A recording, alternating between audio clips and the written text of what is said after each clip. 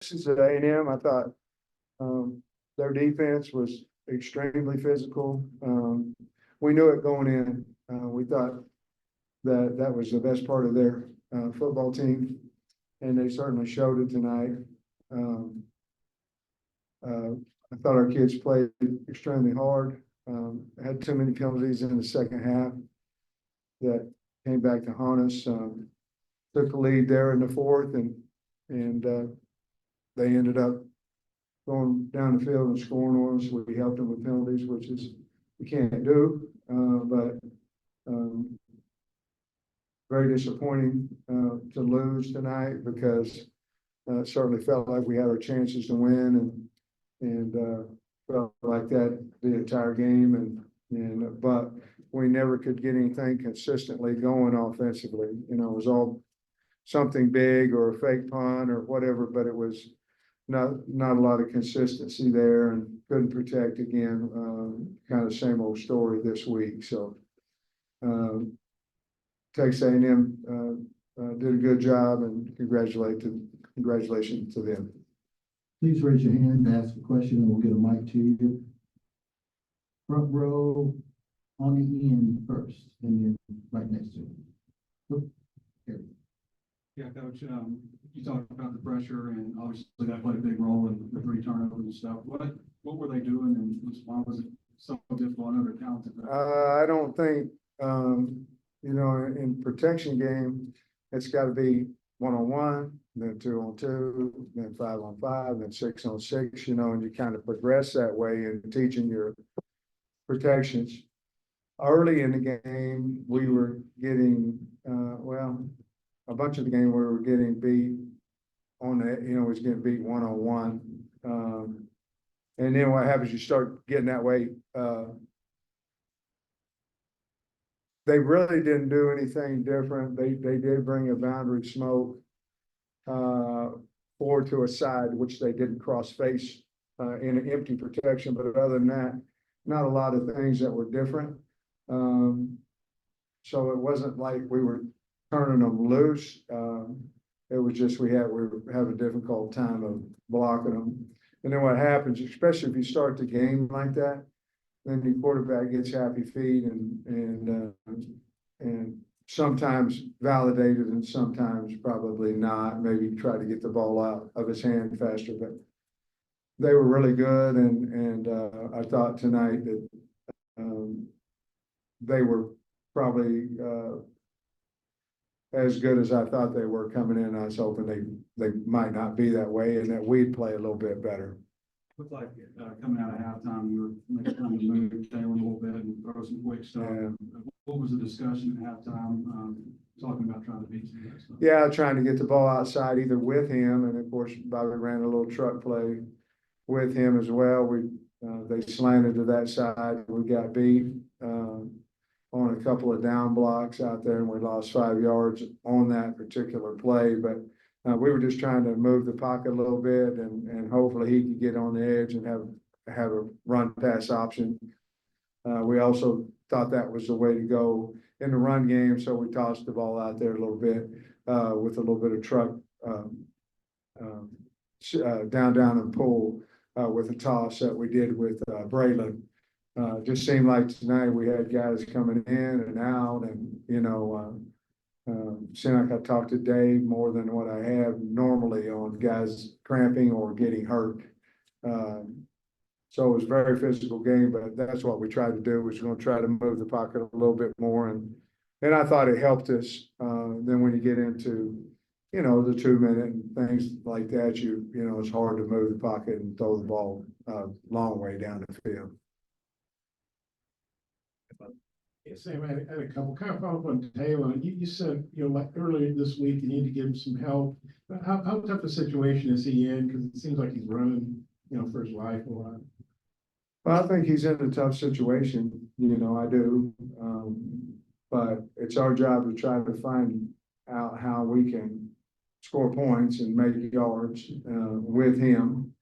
And but it's frustrating because I didn't feel like, you know, it was any better than what it was a week ago. The difference is we had 10 more last week, we had 4 less this week, and so it certainly feels different. But as far as the result on the field, didn't really look a whole lot different, I didn't think. And again, if it's something new, now you can correct it. But there wasn't a whole lot of new out there that we hadn't seen. I want to ask about the fakes. Obviously, the fake punt worked really well. Is that something you saw during the week? Or could you maybe go through that and then obviously Yeah. the field goal? Yeah. didn't work. You can talk about. Well, the fake punt was just a green light for Devon. And so we had seen that they turned their back, and I trust the guy. And so we just said, hey, if they turn their back and you feel like you can get the 15 yards, take off. And he did, man, he did a freaking phenomenal job with that big play. We ended up, scoring a touchdown, I believe, off of that drive. The fake field goal, we had exactly the same look that they had shown over there. The problem was they normally drop the 2 outside guys. And we were trying to run Landon on a fake pass, and we knew the guy would go with him. We could run him into the middle linebacker and then kick out the outside guy, because he always just came up and stopped. It was this exact same look, except they rushed off the edge, which they hadn't shown this year. And on a tackle over situation to the boundary, and they rushed and they got us on it. I think the field goal was maybe 49 or 50 yards and on the right hash. And obviously I felt like we'd make it, or, I wouldn't have called it, but we didn't. So I wish we would have. Sam, Taylor, I think 41 passes, and you guys only had 29 runs. Maybe was that part of the game plan coming in, that maybe you thought you might have more success passing it, or did it maybe get away that balance from you in the game? I think it just got away from us because we weren't having great success on first down running the football, and they got away with us. And of course, you had at the end of the game, you're throwing it, so that would skew it a little bit with 2 minutes and all that. But no, we weren't having a lot of success on the ground. So certainly part of that is, Taylor being able to run the football, out of the pocket, and some of those undesigned runs. But no, we came in, I thought Bobby had a really good plan and Eric and those guys of running the football. It just, we weren't having very much success. And y'all's run defense did so well until late in the fourth Yeah. quarter. What was the key to stopping them early? And then, what did they make an adjustment that maybe? Well, I don't know that, honestly, I don't know that they made a lot of adjustment besides their kids blocked a little bit better. The running backs ran a little bit harder, maybe. They went at us late in the game where they were running a little bit on the outside, running more stretch plays early in the half, and early in the third quarter, they started going at us late in the game and had more success with it. But, we did run a couple of cross dogs inside, and we got misfitted a time or two that when they broke a decent gain. But it'd be hard for me to be disappointed in defense besides, we missed a tackle to give up a big one, and then the 75-yard. Once we went up 3 that drive, they did a good job, A&M. We helped them with some penalties as well. They played a lot of field position in the second quarter, kept hitting you deep, and it paid off, I guess, when they blew up the match. How big did kind of that sequence turn into? Well, it was big. It seemed like we started every drive around the 10-yard line. It just seemed like that. And if we got to the 25, it felt like, man, we're really got good position. The problem was we weren't doing anything offensively either, so, we have to, convert. We did convert a couple of first down, and then it seemed like we'd stall, but it just seemed like we would stop them defensively, but they would kick us down to the 10, or we'd get a couple first downs, we'd punt to them, and then, it ended up several times in a row where we had 90 yards. Which doesn't mean that you can't go 90 yards. It just meant we didn't. And if we ever did, we would change the field position, but we just never could.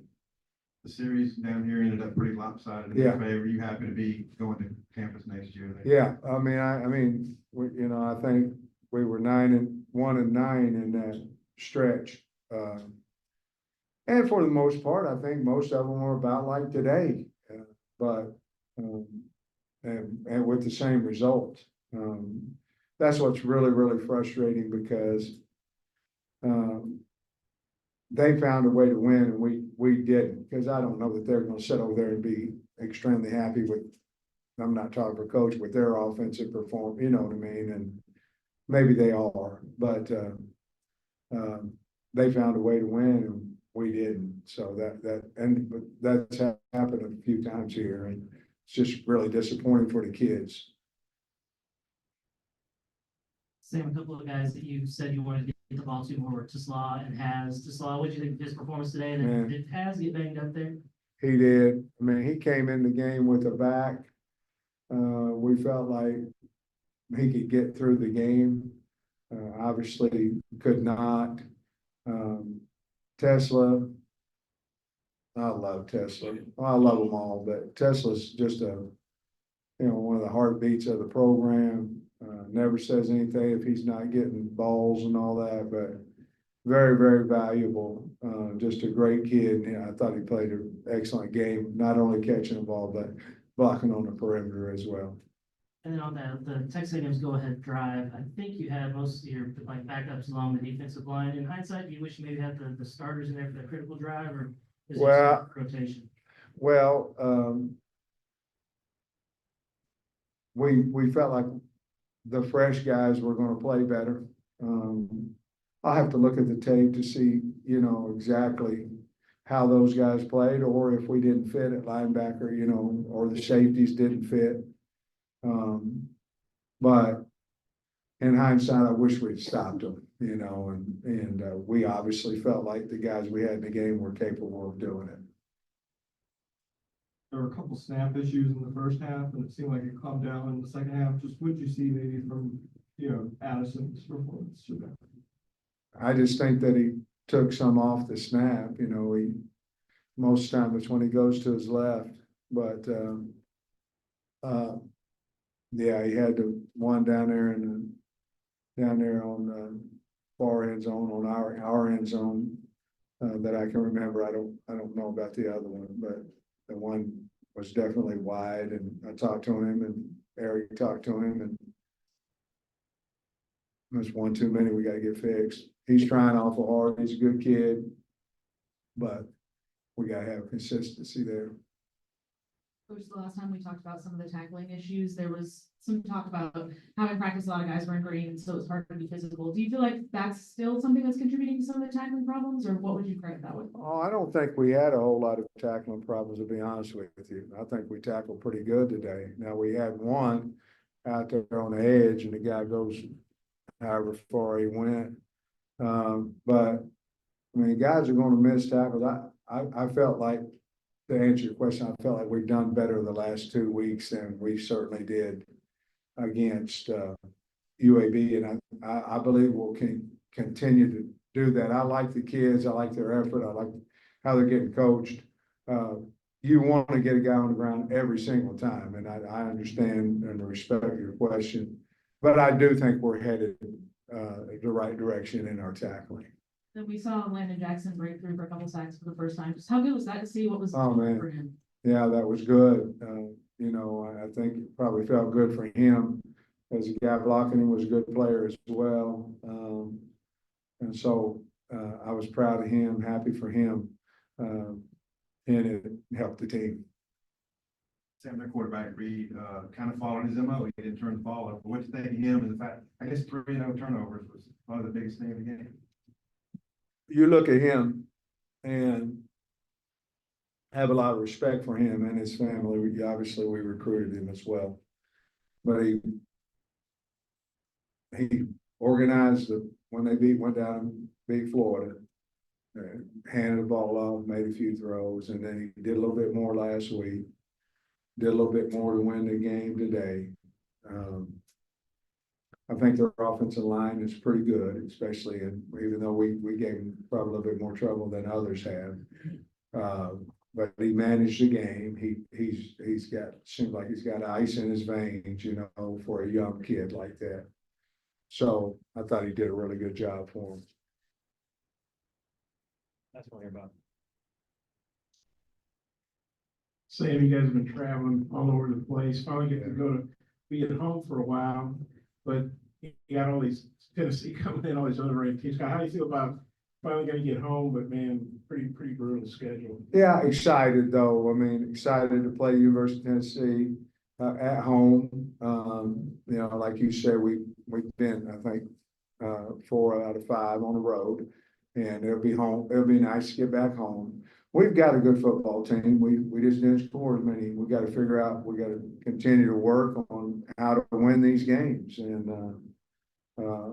I expect our team to be ready to play and our fans to be ready to support us and help us with crowd noise and all that. But it'll be nice to get back home. Coach, appreciate you. Thank you, guys.